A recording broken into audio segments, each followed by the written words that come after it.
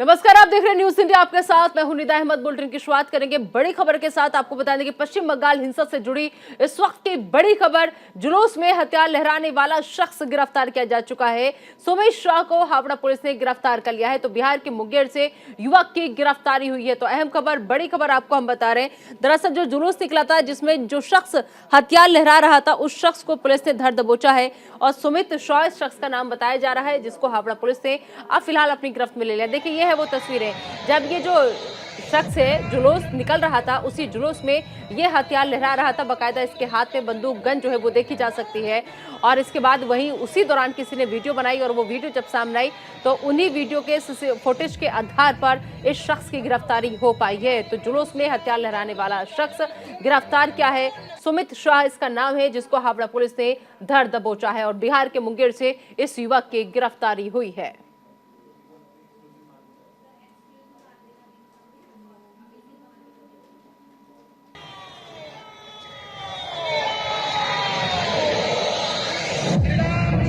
सभी भक्तों, हमारे प्रभु श्री रामचंद्र जी का जन्मभूमि पावन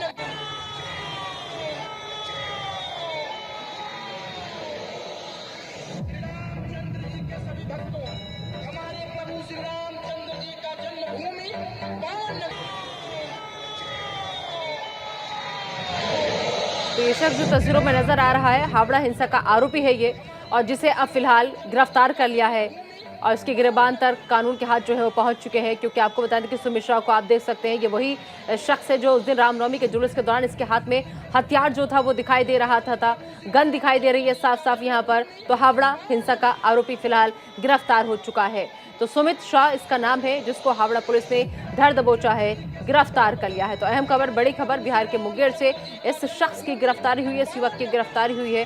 तो जुलूस के दौरान ये हथियार लहराता हुआ पहुंचा था। जुलूस के दौरान इसके हाथ में हथियार था, गन थी। और उसी अब जब ये वीडियो वहां पर मौजूद किसी शख्स ने बना ली, उसका जब ये वीडियो सामने आई, उसी आधार पर इसकी गिरफ्तारी हुई है। नाम सुमित शाह इसका बताया जा रहा है। तो जुलूस में हथियार लहराने वाला शख्स जो है वो गिरफ्तार हो चुका है।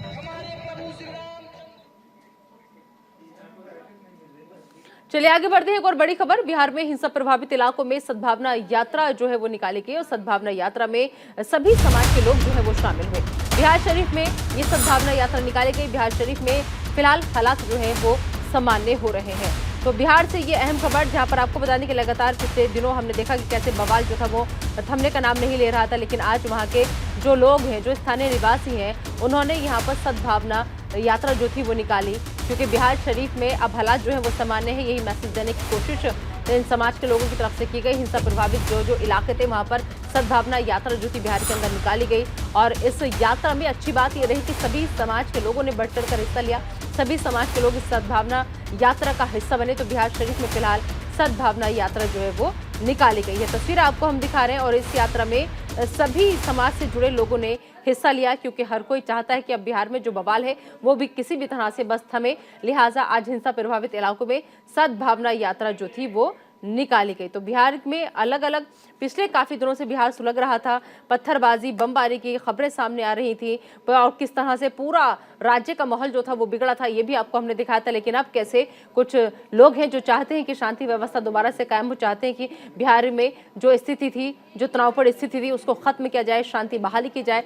लिहाजा इसी मकसद से हिंसा प्रभावित इलाकों में जाकर इन लोगों ने सद्भावना यात्रा जो थी वो निकाली और सद्भावना यात्रा में समाज के सभी लोग शामिल हुए।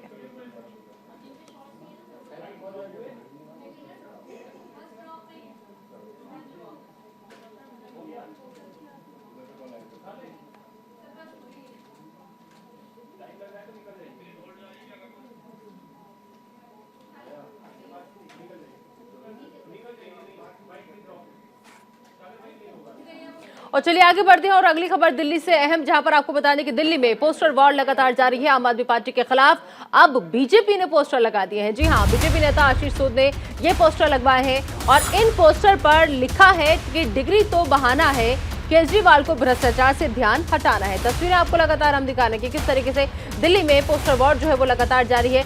तस्वीरें आप देखिए कि अब की बार जो है वो मोर्चा जो संभाला है वो बीजेपी ने संभाला है आम आदमी पार्टी के खिलाफ। क्योंकि अब की बार पोस्टर जो है वो बीजेपी की तरफ से लगाए गए हैं। इन पोस्टर्स में आप देख सकते हैं कि कैसे साफ साफ लिखा हुआ है कि डिग्री बहाना है, केजरीवाल को भ्रष्टाचार से ध्यान हटाना है।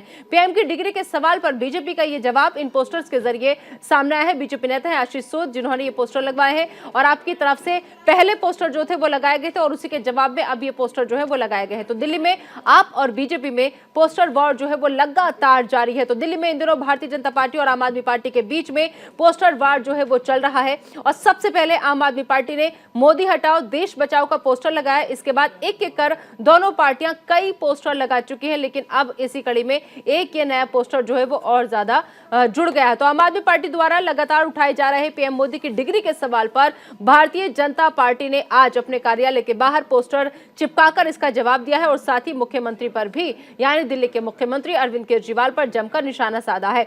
तो भारतीय जनता पार्टी ने अपने दिल्ली कार्यालय के बाहर एक पोस्टर लगाकर मुख्यमंत्री अरविंद केजरीवाल पर निशाना साधा। इस पोस्टर में लिखा है कि डिग्री तो बहाना है, केजरीवाल को भ्रष्टाचार से ध्यान हटाना है। तो अहम खबर, आपकी तरफ से पहले पोस्टर लगाए गए थे, उसके बाद फिर बीजेपी की तरफ से कुछ पोस्टर लगाए गए। तो लगातार एक दूसरे की तरफ से पोस्टर वॉर जो है वो दिल्ली की सियासत में जारी है।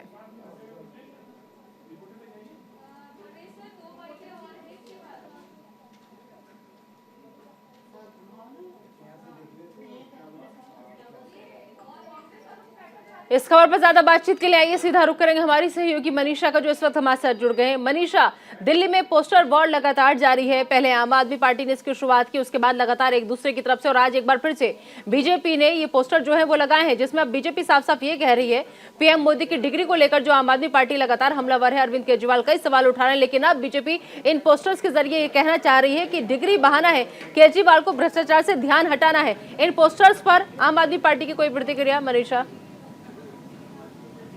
जी बिल्कुल, देखिए अभी तक प्रतिक्रिया किसी की आई नहीं है क्योंकि आशीष सूद ने ये सारे पोस्टर दिल्ली बीजेपी दफ्तर के बाहर लगाए हैं और काफी ज्यादा संख्या में ये पोस्टर लगे हुए हैं। एक पूरी दीवार आप देख रहे होंगे, पूरी दीवार पे ये पूरे पोस्टर उन्होंने लगाए हैं और लिखा हुआ है कि डिग्री तो बहाना है, अरविंद केजरीवाल को भ्रष्टाचार से ध्यान हटा रहा है। क्योंकि दिल्ली बीजेपी की तरफ से लगातार आम आदमी पार्टी के उन नेताओं पर सवाल उठाते गए हैं वो लोग जो जेल में बंद है, जो भ्रष्टाचार के खिलाफ आवाज उठाते हैं दिल्ली बीजेपी के लोग। और मनीष सिसोदिया, सत्येंद्र जैन जैसे नेता, उनके खिलाफ अगर कोई कुछ बोलता है तो आम आदमी पार्टी के लोग प्रधानमंत्री मोदी पर अटैक करते हैं, उनकी डिग्री पर सवाल उठाते हैं। साथ ही उनके खिलाफ कई देश के राज्यों में पोस्टर भी जारी किए गए थे जिसमें उन्होंने लिखा था मोदी हटाओ देश बचाओ। इस तरीके की टिप्पणी प्रधानमंत्री मोदी के लिए की गई थी आम आदमी पार्टी के द्वारा। तो उसी का कुल मिलाकर के कहा जा सकता है कि पीएम मोदी की डिग्री के सवाल पर भारतीय जनता पार्टी ने आज अपने कार्यालय से ये जवाब दिया है आम आदमी पार्टी को। जी बिल्कुल, लगातार वो लोग जवाब दे रहे हैं और आज देखिए पोस्टर लगाकर कड़ा जवाब यहाँ पर दिल्ली बीजेपी की तरफ से दिया गया है। आशीष सूद ने अपना नाम भी देखिए नीचे मेंशन किया है और लिखा है डिग्री तो बहाना है, केजरीवाल का भ्रष्टाचार से ध्यान हटाना है। तो उन्होंने अपना नाम मेंशन करके प्रॉपर तरीके से पूरी एक दीवार पर ये पोस्टर लगाए हैं और साथ ही आम आदमी पार्टी को घेरने का काम यहाँ पर किया है और बताया है कि भ्रष्टाचार जो सरकार कर रही है वो भ्रष्टाचार से लोगों का ध्यान हटाने के लिए प्रधानमंत्री मोदी की डिग्री पर सवाल उठाते हैं ताकि दिल्ली की जनता का ध्यान भ्रष्टाचार से वो हटा सके, क्योंकि उनके नेता भ्रष्टाचार में लिप्त हैं और भ्रष्टाचार करके दिल्ली वासियों की आंखों में धूल झोंक रहे हैं। तो उसी पर से ध्यान हटाने के लिए डिग्री का बहाना लेकर आए हैं और प्रधानमंत्री मोदी को बदनाम करने का काम अरविंद केजरीवाल के द्वारा किया जा रहा है। इस तरीके के बयान दिल्ली बीजेपी के नेताओं के द्वारा दिए जाते हैं और अब तो पोस्टर लगाकर उन्होंने साफ तौर पर जवाब अरविंद केजरीवाल को और आम आदमी पार्टी के तमाम नेताओं को दिया है। जी चलिए, इंतजार है आम आदमी पार्टी की तरफ से प्रतिक्रिया का। बहुत बहुत शुक्रिया मनीषा इस तमाम जानकारी के लिए आपका।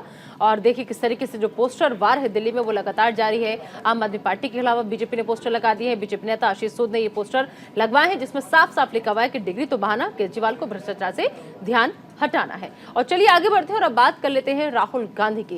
दरअसल बैठक से पहले राहुल गांधी ने आज एक बार फिर अडानी मुद्दे को लेकर सरकार को घेरा।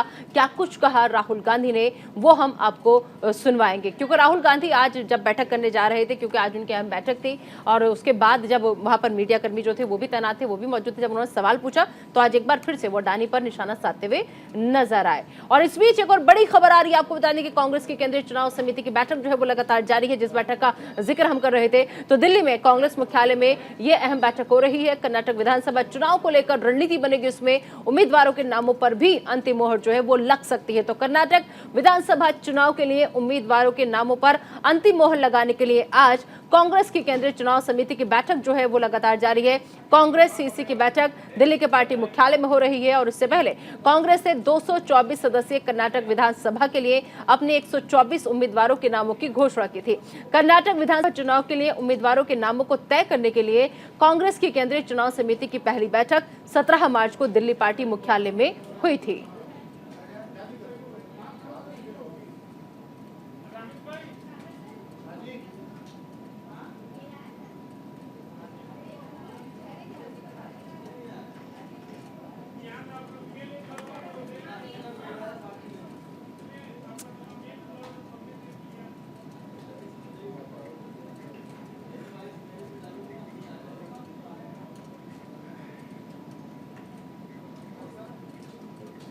तो अहम बैठक हो रही है, लेकिन इस बैठक में क्या है खास वो आपको जल्दी से ग्राफिक्स के जरिए समझा देते हैं। कर्नाटक विधानसभा चुनाव को लेकर दरअसल ये अहम बैठक जो है वो हो रही है और माना यह जा रहा है कि उम्मीदवार किसे किसे उतारना है मैदान में, उनके नामों पर फाइनल मोहर लगेगी। 124 उम्मीदवारों के नाम पहले घोषित हो चुके हैं और अब 10 मई को दरअसल कर्नाटक में विधानसभा चुनाव होने हैं, लिहाजा सभी पार्टियां पुरजोर कोशिश में लगी हुई हैं और वहीं 13 मई को कर्नाटक के नतीजे आएंगे। लिहाजा कांग्रेस सीसी की अहम बैठक हो रही है। कर्नाटक विधानसभा चुनाव को लेकर यह बैठक जो है वो हो रही है। तो तस्वीरें लगातार आपको हम दिखा रहे हैं और ऐसे में वही बैठक से पहले मल्लिकार्जुन खड़गे ने क्या कुछ कहा, आइए आपको सुनवाते हैं। अब जा रहे हैं सिलेक्शन कमेटी मीटिंग है 10:30 को, सभी लोग आएंगे इलेक्शन कमेटी के मेंबर्स, बैठ के जो बचे सीट है 100 सीट्स उसके ऊपर पूरे लोगों का जो भी राय लेके जो भी यूनानिमसली और कंसेंसस से होता है और जो भी लोग जीत के आ सकते हैं या कम से कम टक्कर दे सकते हैं, वो ऐसे लोगों को वो कमेटी चुनेगी और मैं उस लिए जा रहा हूँ। तो कांग्रेस की केंद्रीय चुनाव समिति की बैठक है और इसी बैठक से पहले राहुल गांधी ने आज एक बार फिर अडानी मुद्दे को लेकर सरकार को घेरा। क्या कुछ कहा राहुल गांधी ने, उनको भी सुनिए। ये जो 20,000 करोड़ रुपए अदानी जी की शेल कंपनीज में हैं, ये किसके हैं? ये बेनामी हैं, किसके हैं? तो राहुल गांधी ने आज एक बार फिर से बीजेपी से जवाब जो है वो मांगा है और तस्वीरें लगातार हम आपको दिखा रहे हैं। और चलिए आगे बढ़ते हैं और बात करते हैं अतीक से जुड़ी अहम खबर की। बता दें कि माफिया अतीक के नाबालिग बेटों की रिहाई को लेकर सुनवाई होगी। अतीक की पत्नी ने प्रयागराज सीजेएम कोर्ट में याचिका दाखिल की है। दोनों नाबालिग बेटों को अवैध तरीके से हिरासत में रखा गया है, ये बात अतीक की पत्नी ने याचिका में कही है। याचिका में बेटे एहजम और अबान की रिहाई की गुहार लगाई गई है। तो आज माफिया अतीक अहमद के नाबालिग बेटों की रिहाई को लेकर सुनवाई होगी और वहीं उमेश पाल हत्याकांड के बाद माफिया अतीक अहमद का पूरा परिवार प्रयागराज से बाहर है। अतीक और उसका भाई जेल में बंद है, एक बेटा भी जेल में बंद है और उसकी पत्नी और एक बेटा फरार बताए जा रहे हैं। दो नाबालिग बेटों को बाल सुधार गृह में रखा गया है और आज उन्हीं दोनों बच्चों की रिहाई को लेकर के उनकी पत्नी अतीक की पत्नी शाइस्ता परवीन ने याचिका जो है वो दाखिल की है और अब इसको लेकर अतीक की पत्नी शाइस्ता परवीन ने प्रयागराज के सीजेएम कोर्ट में याचिका दाखिल की है। शाइस्ता की तरफ से दाखिल की गई याचिका में कहा गया है कि उसके दोनों नाबालिग बेटों को अवैध तरीके से हिरासत में रखा गया है। याचिका में नाबालिग बेटे एहजम और अबान की रिहाई की गुहार लगाई गई है।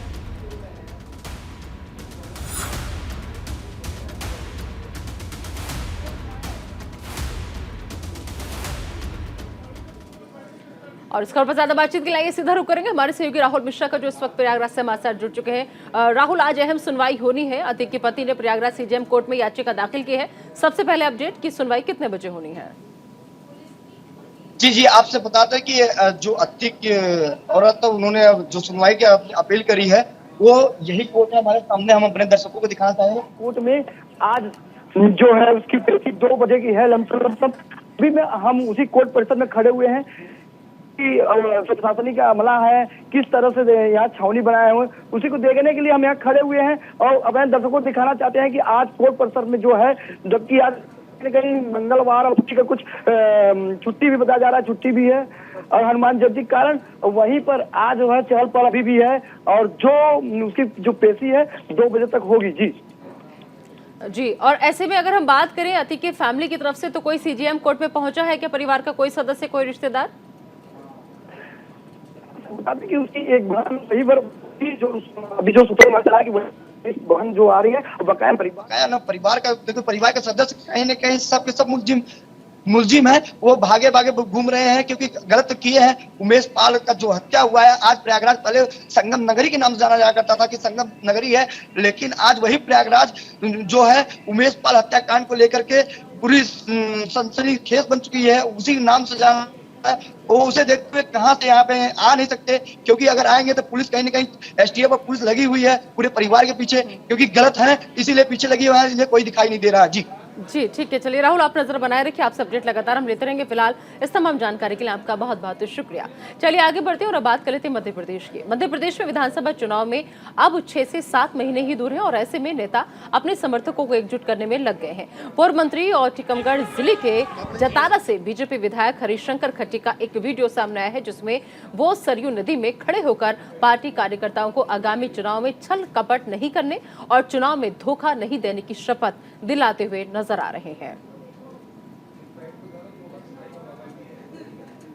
तो बीजेपी एमएलए ने समर्थकों को शपथ दिलाई और ये शपथ देखिए किस तरीके से सरयू नदी में खड़े होकर के दिलाई गई और इस दौरान उन्होंने शपथ के दौरान कहा कि चुनाव में धोखा नहीं देने की ये शपथ दिलाई गई।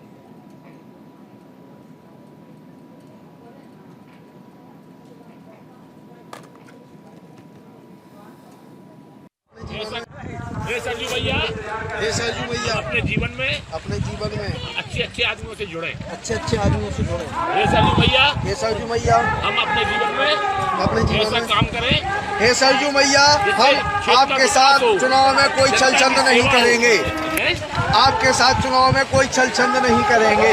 सरजू भैया कसम खा गए। सरजू भैया क्षेत्र का विकास करें, क्षेत्र का विकास, जनता की सेवा करें, किसी के साथ में हम कोई धोखा ना दें, सरजू भैया हम कोई छलछंद ना करें, सरजू भैया हम अपने क्षेत्र के विकास को विकास करें।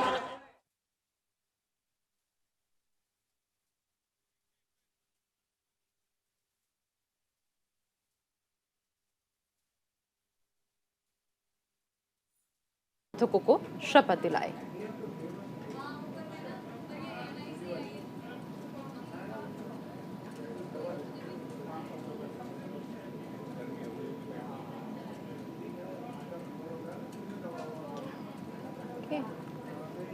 कोई धोखा ना दे, सरजू भैया हम कोई छलछंद ना करें, सरजू भैया हम अपने क्षेत्र के विकास को विकास करें।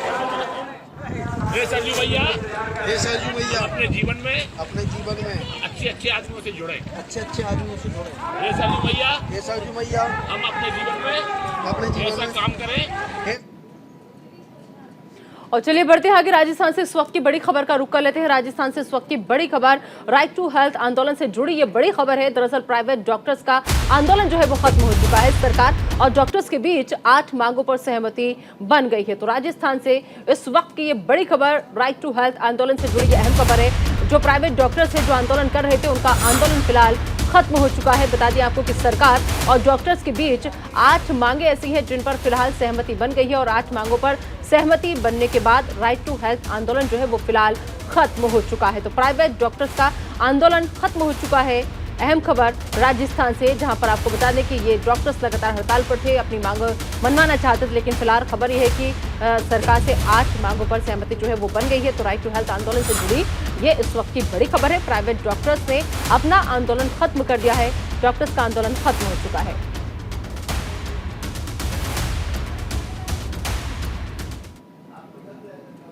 उत्तर प्रदेश में काशीराम की विरासत को लेकर समाजवादी पार्टी और बीएसपी में नई जंग शुरू हो गई है।